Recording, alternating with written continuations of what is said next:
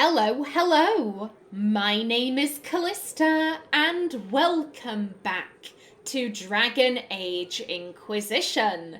In the last episode, we began another round of companion chats. We ended off speaking to Vivienne. She was showing Bastian's son and sister around Skyhold. Now, I can clearly see that she has maybe left them in the gardens, left them to look around on their own, so we'll have another chat with her. My dear, did you need me for something? What do you mean? Oh, this is because we got all of her books, yes. Okay, yeah, we've gotten all your books for you. Your lost books have been found. My dear, you are a treasure. Way, nice. Excellent. I always have time for you, my dear. Oh, thank you. Let's gossip. What are your thoughts about the others in the Inquisition? Sera is certainly a colourful character. Like a poisonous toad, only without the manners. Nice. I can't say I disagree, though. Alright, then. Aenor, you're fine. You're right. I know Morrigan won't have anything new to say, so... You know what? Inquisitor? Hello there. It's been a while since we read this. This does update. Empress Selene, unconquered. Empress Selene has proven beyond doubt that she is the rightful ruler of Orlais. The usurper Grand Duke Gaspard de Chalon met his downfall in Halam Sharal, heralding the end to the War of the Lions. With Gaspard defeated, the Empress's reign will continue unchallenged as she carries Orlais into a golden age. All hail Selene, long may she reign, Crier Belinus. And yes, we read the one about Haven. So yeah, I'd recommend checking on this from time to time, just to see what new things the Crier is going on about. You're right. It's nice to see the soldiers just kind of sitting around, relaxing.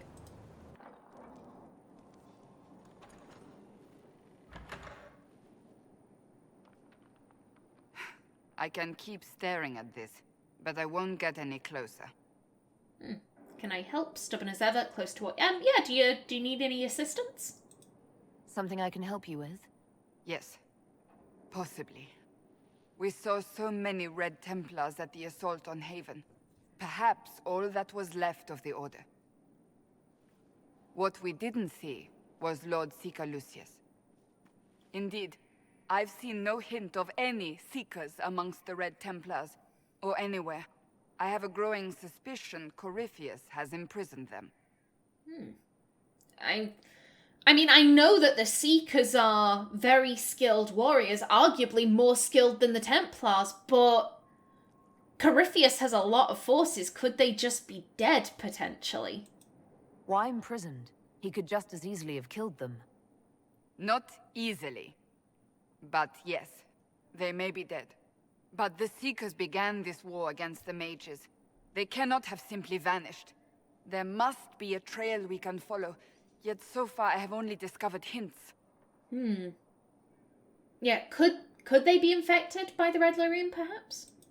But they could have ended up just like the Red Templars. Seekers do not use lyrium. I assume Corypheus gained control of the Templars by corrupting the lyrium they were already taking. To do the same to a Seeker, you'd have to force the lyrium upon him. That may be what happened, but it couldn't have begun that way. We're missing a piece of the puzzle, Inquisitor. I need to find it. This is important to you. They might be his allies. What's the point? Yeah, this is very clearly important to her. The point is that this is a group of very skilled warriors that we haven't seen hide nor hair of. I think that's what the point is. You know, tracking them down would be useful, at the very least. Finding them obviously means a lot to you. I left the Order, but I can never abandon them. I cannot even claim that rescuing them would be beneficial. They wouldn't look kindly on the Inquisition. But even so, if there's a chance... If we can spare resources to follow up on these leads, Inquisitor, I would appreciate it. Oh, flipping heck. Flipping heck, you're right. Okay. Promises of destruction. Yeah, we can absolutely do that. No problem. It's important to Cassandra, and like I just said, they are an order of great renown. It does behoove us to try and figure out... Oh, actually, you know what? Let me just go see. I can't remember when the last time I picked any plants was, so let's just go and see if they've regrown or not. We might be lucky. Aha, yes! Give. And a yoink. But yeah, it does behoove us to try and figure out what happened to the Seekers. Are they allied with Corypheus? Has he imprisoned them? We should try and find that out. And then because, you know, if it turns out they're in danger, we could maybe help them out and they might be willing to assist us, so... Yay. Now then, let's head back to Cassandra. She might have more. I can't remember, but she might. She's fighting. She might have stuff to say, but I don't think it'll be another cutscene. I understand if resources cannot be spared to help search for the missing Seekers, Inquisitor. Still, it could involve a threat we are unaware of. There may be a use in looking. I think Aenor agrees with you completely. Do you have any advice for me? Watch the treasury carefully, with that Sera present. You think she's here to rob us? Possibly not, but I would hardly put it past her. That's enough for now. Another time, then. Again, I can't necessarily say I disagree. I would not be surprised if Sera was pilfering, you know, bits and pieces from here and there. Another crab. Hello. Inquisitor? Any other uses? Can you think of any other tasks suitable for the charges? Nothing jumps out at me. If I come up with any ideas, I'll let you know. Good stuff. We'll talk later. He should have more for us after Here Lies the Abyss. Excuse me? Hey, that elven redhead who makes the buns in the kitchen. Is she available? Because I'm getting signals. Hey, I don't know. I am not your dating coach. I do not need to be getting involved in your sex life, sir. See you later, Bull. Nice talking with you, boss. Hey, I'll keep my fingers crossed for you, mate. You go get that elven redhead. You alright? She looked through me, from the garden. Count yourself fortunate. I'd not wish to be considered a rival and thereby worthy of attention. It was worse than staring down a Templar. A Templar? Please. Picture their thoughts like a single stone rattling around in their helms.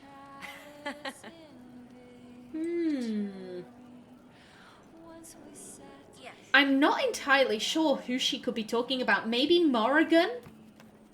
You know, Morrigan just kind of looked through her because, you know, oh, you're a circle mage. You are so far beneath me. You know so little. Just rumors. Aye. Anything new? Delivered one cabinet suitable for a lady's curiosities. If resources should be spent on such things. Sir Morris. Below, a comment and journal entries by Sera. Also doodles of Sera with her tongue out.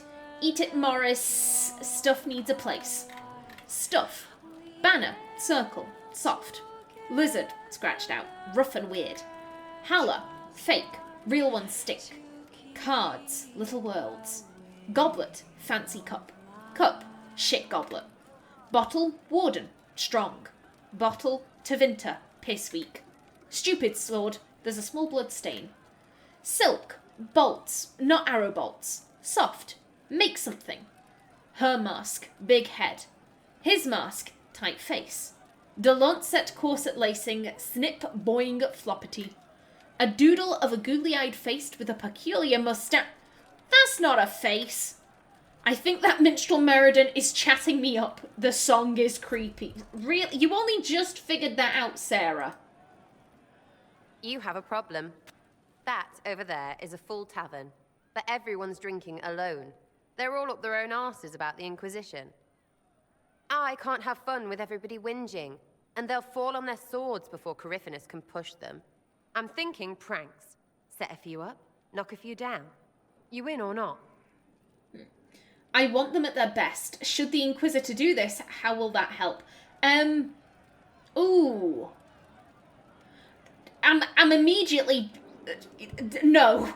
Never this one. Should the Inquisitor do this? I've said before, Aenor's like, please, just call me Aenor. I'll accept Llewellyn. Don't call me Inquisitor. Don't call me the Herald. That's not who I am. So I don't think she'd even be thinking this. I mean, we do want them at their best. You know, if these pranks can potentially result in, you know, people getting hurt or whatever, that's not their best. You have an odd idea of preparation. I need to keep them at their best. What's best then, Mopey? Constantly ready for death to fall from the gaping hole up there? I know people. Pissed off and fired up is better than dreary bleary. Come on. Nope. Yes, I'm in. You go ahead without me. No, grow up. Ooh.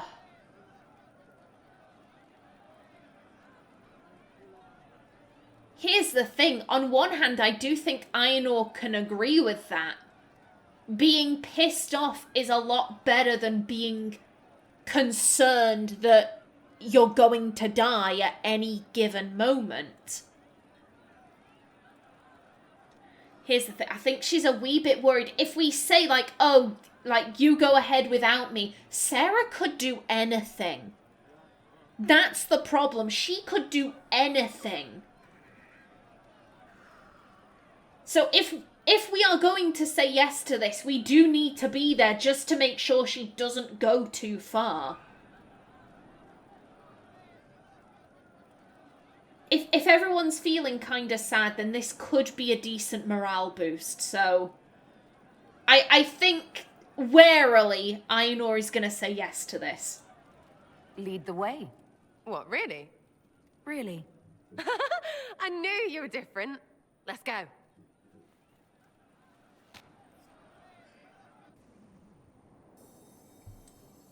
Right, General Uptight is gone. Have a search about. Find something to mess with and give your soldiers a laugh. Okay. I do think Aenor's like, okay, I think she'd rather go after the higher-ups than, you know, the common soldiers. You know, I think that feels slightly more fair to Aenor. What, the desk? Oh, yes. Center of the Empire and all that. What to do, what to do. I won't diminish my general. Great, so what to do? Again, I think we aren't actually going after soldiers and shit. Like, we're being fair, we're going after the higher-ups, and it's, as she said, it's to give our soldiers a laugh. Something that'll bring up their mood, that'll improve morale. I do think that Aenor, like, assuming Sera doesn't suggest something terrible, like, oh, we'll get this spike, so that when he sits down, it'll pierce his arse and eviscerate him like that. No, that's going too far. That's going too far. As long as it's minor, like, I think we should be good. All right, Sera. What do you want to do? Thing looks heavy. Don't want to move or break it. I got it. Easy one. Just a slip of something under here. There, won't notice much, but it's just that little bit wonky. He's so in control that'll piss him royally. I tell one of the soldiers and boom, the general seems like people. And since he works for you, you seem like people. Come on, next one.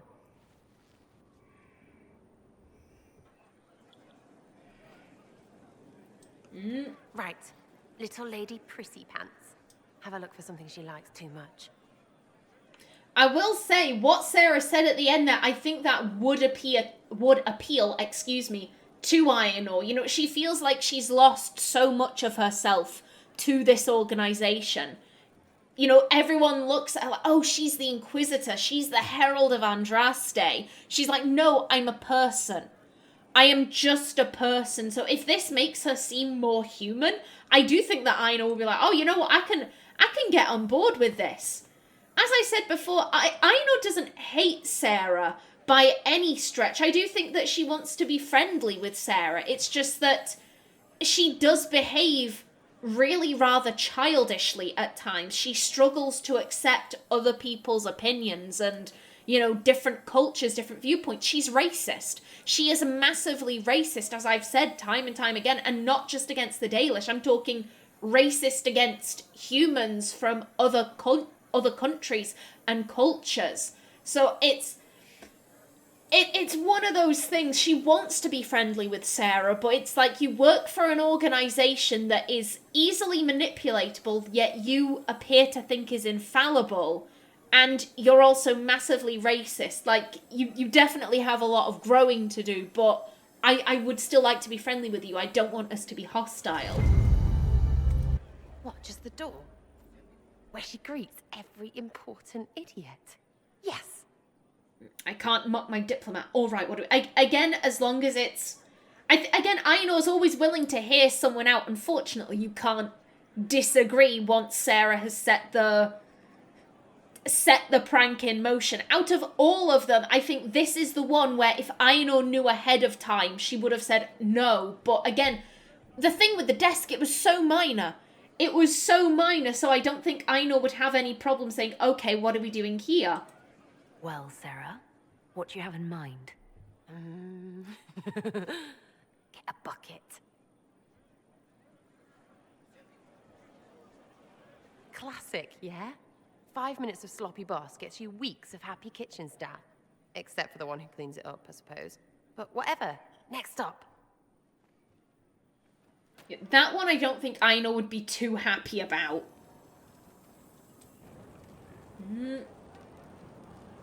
I'm waiting. You gonna say something?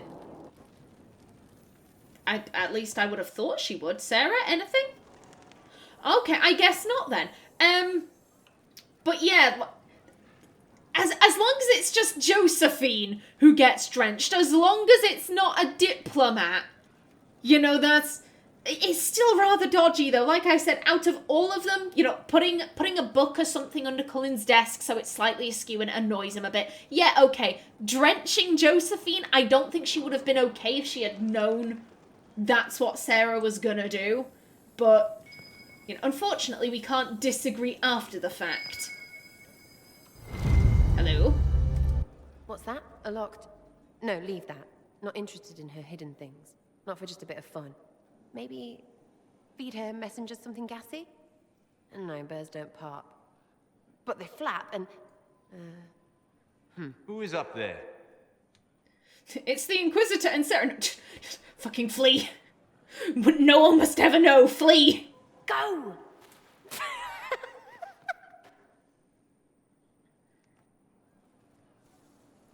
That was fun. An Inquisitor of the people, still remembering you're one of them. If all they got was the Herald stuff, the serious bit, you'd start to sound pretty scary. That works, but not for long. I should appear respectable. Anything to keep us inspired. You don't make a lot of sense. Again,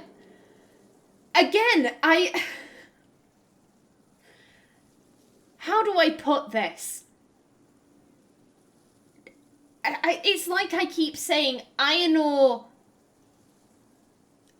has lost so much of herself to the role of Inquisitor. She just wants to be Aenor Llewellyn for a little bit. And I think the whole reason why she is doing this, I think, is to keep everyone inspired. You know, she does know that people are looking to her to lead, to do what they cannot, to, you know, win, to save the day. And if she publicly said, like, oh, I can't be arsed with this, I really hate this, then everyone would lose so much morale. Everything Aenor does is to keep everyone inspired in the moment. So, yeah, we'll go with this one. Whatever it takes. I'd start throwing pies if it kept people inspired. Pies is so good. And Corypheus would never do that. Good thing for you, innit? Because from the bottom, everyone up top sort of seems the same. Anyway, fun time, Inquisitor. You! Oh, frig. You did it!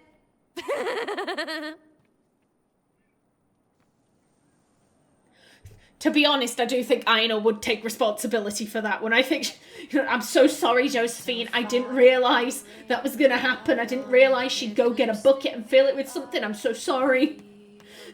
Can I get your dress laundered for you? I'm so terribly embarrassed. That was nice.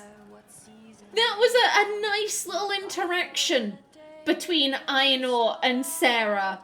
You know, I think Aenor is thinking, as long as we don't talk about the Red Jennies and we don't talk about, like, other cultures and stuff, I do think, you know, we can get along, but Sera is both massively judgmental and incredibly racist and ignorant of the fact that she is both of those things, so it's...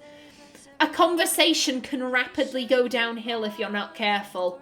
So we're attacking wardens now. That's pissing great. I don't think she has anything. She might have something new to say there. I don't know. Yeah, any thoughts on our progress? Are things playing out the way you expected? Cassandra laid it out right. You're the big hat now. Gonna make everything the way it should be. Praying's nice, I suppose. Coryphe's bit, though. Shite. Tell me about yourself. What about me? Again, yeah, no, Aenor's not going for that. We'll talk later. If you say so. Alright then. That was a surprisingly nice interaction, Sera. Hopefully we can have a few more of those, maybe. And my favourite. He didn't kill his father. He was his father. Star Wars! I'll talk to you later. How do you know? Really? I would have thought you would have had something to say about us finding Rhys and Evangeline. He was dead the whole time. He didn't know. Sixth sense. I'll talk to you later. How do you know? I love him quoting films. I wonder who knows pain has tried the game. It's one who lacks a certain wherewithal. For he knows well a pain with paltry gain. The fool who dares to rhyme Halam Shara. It writes itself. At least it seems it should. That was actually a pretty good attempt, Meriden. Very well done. Now then, Cullen. Cullen, how are you doing? Is your desk... Have you noticed anything off about it?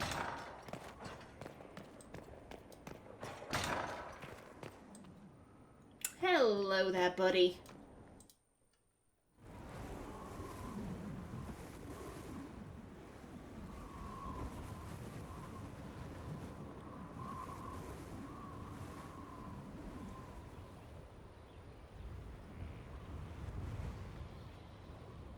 I wanted to thank you. When you came to see me, if there's anything...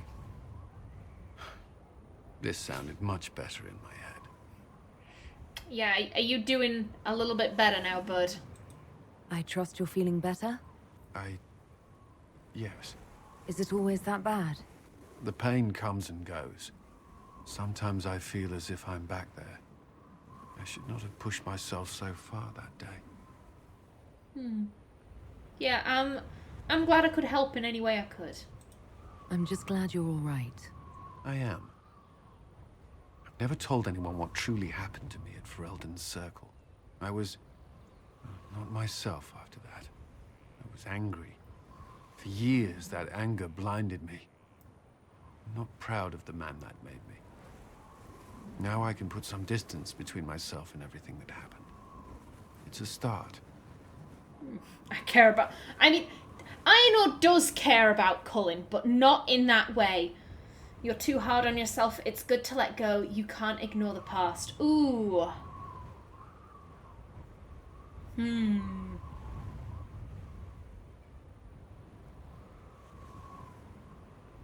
I'm not entirely sure what to go with here.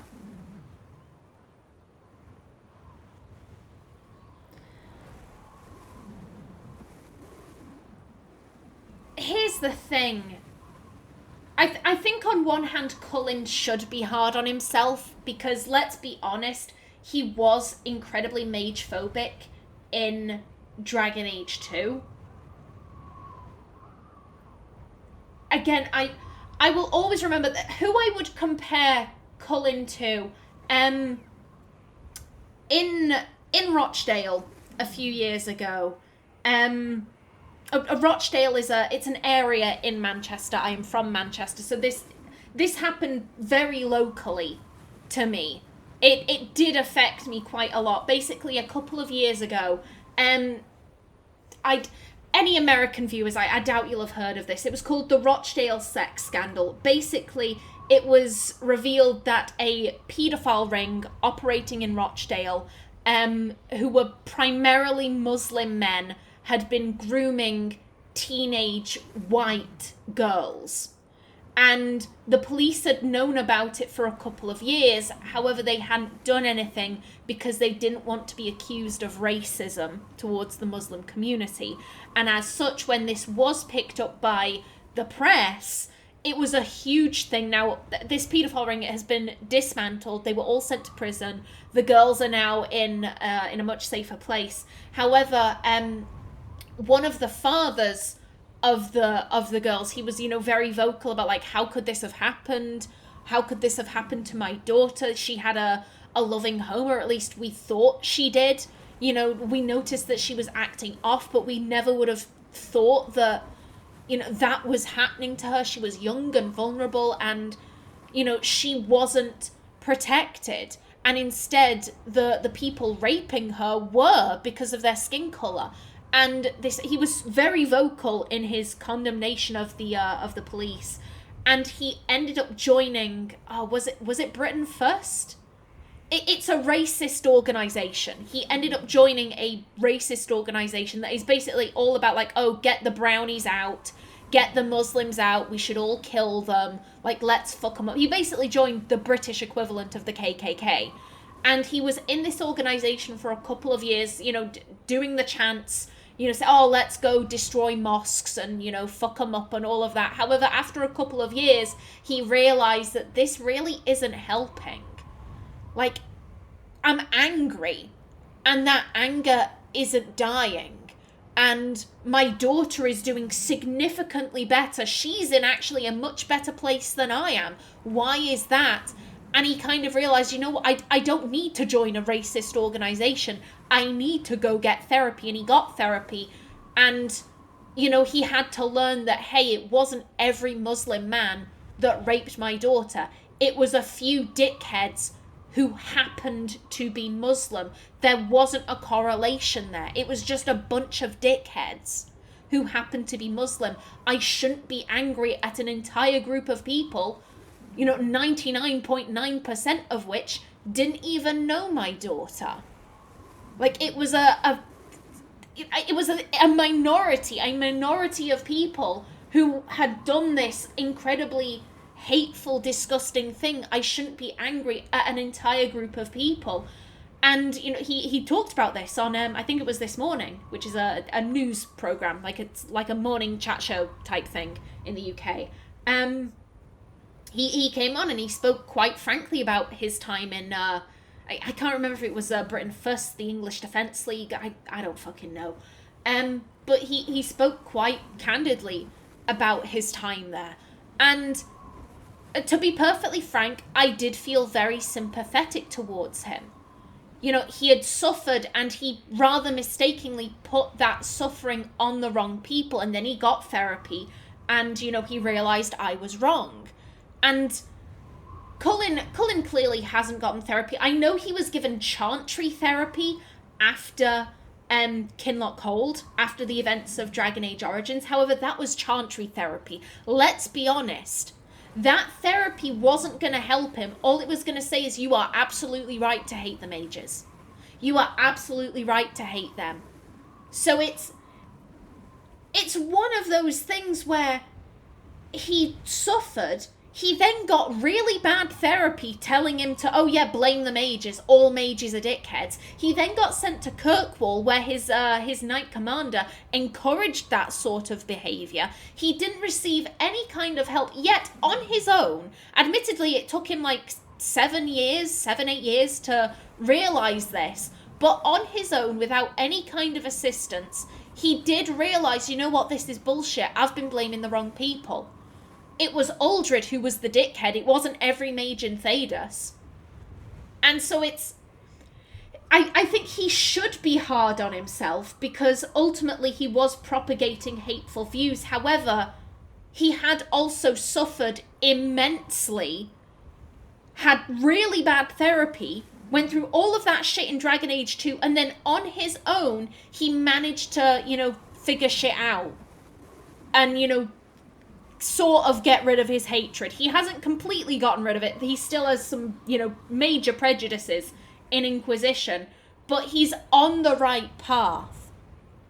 He's on the right path there, and I do think that's good, and especially because he took the first step completely unaided. I do think that is worthy of respect.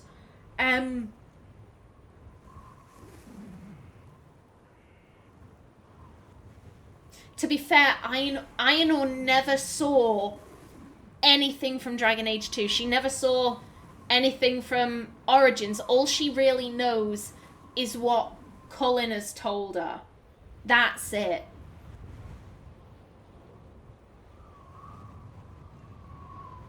So, yeah, I do think this does make sense for her. You know, she doesn't know how mage-phobic he was in Dragon Age 2. All she knows is that, like, oh, he suffered. He, you know, mistakenly placed all the blame on all mages rather than a few dickheads who happen to be mages. And he's beating himself up about that. So, yeah, I do think she'd maybe think, oh, he's being a bit too hard on himself. You're a better person than you give yourself credit for. I appreciate the thought, but I know who I am. Anyway, I meant to thank you, not trouble you further. You've enough to worry about. How are you holding up? I'm scared I'll fail. My friends keep me grounded. Don't concern yourself. I'll be better when we... Yeah, ultimately, deep down, I do think that Aenor is scared. Like, what if we do fail? What if I let everyone around me down? What if the common people see through the mask? Because the mask is slipping. Slowly but surely, Aenor is not...